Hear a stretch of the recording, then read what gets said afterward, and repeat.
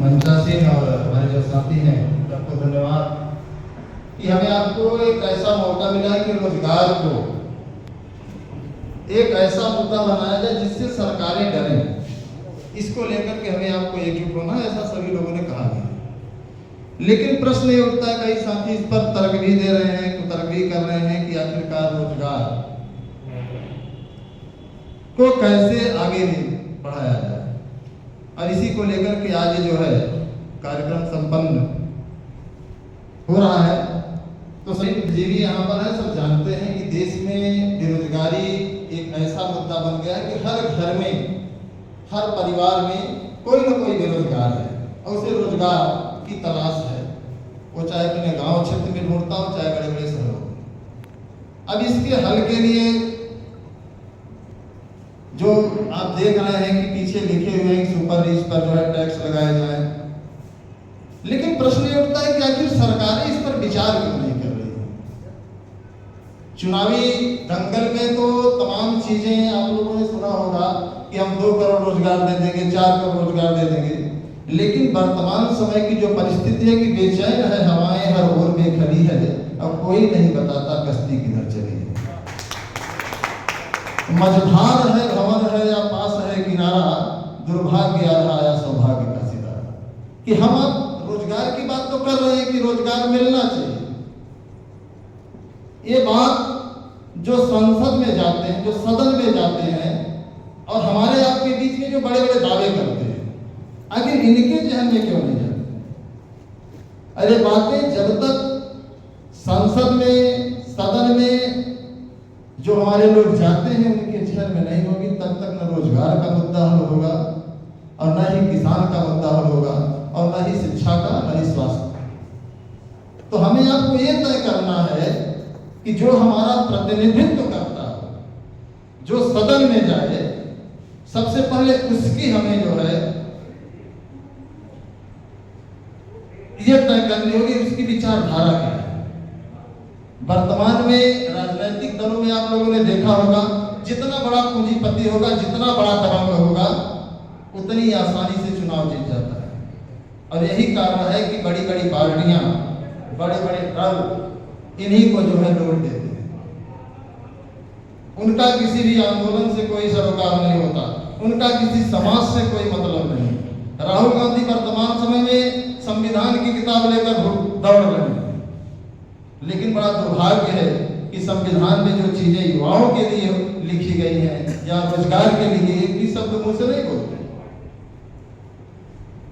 जब विपक्ष जिसको हम मानते हैं वो मौन है, तो दौर हमें आपको समझना होगा कि अपनी लड़ाई हमें खुद लड़नी पड़ेगी।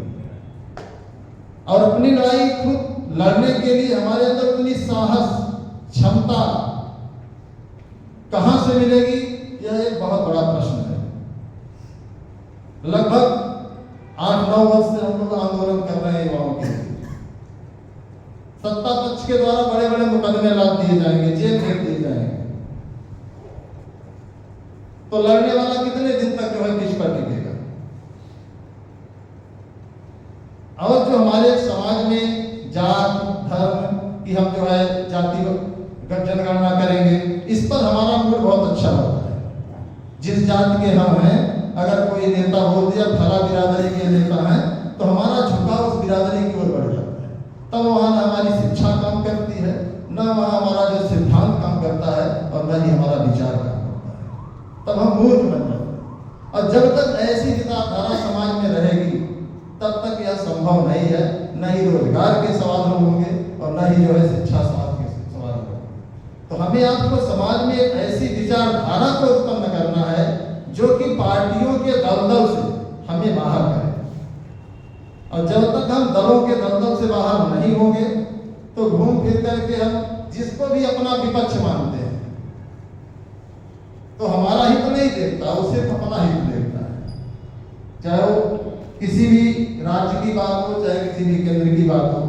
तो हमारा आपका जो मुद्दा है, तमाम साथियों ने होता है कि हमें एकजुट होने की कोशिश करनी चाहिए। और ये पहली बार नहीं है, कई बार कई लोग आए, कई संगोष्ठियां हुई होंगी, लोग एकजुट होने के लिए प्रयास भी किए, लेकिन एक प्रश्न ढूंढा जाता है कि लोग एकजुट क्यों नहीं हो रहे। क्योंकि हमें जो अफीम की तरह जो है गोष्ठियों के द्वारा तैयार किया जा रहा है कि हम कहने के लिए, भाषण देने के लिए तो बड़ी बड़ी बातें कहते हैं, लेकिन जब एकजुट होने की बात आएगी तो हम पीछे रह जाते हैं।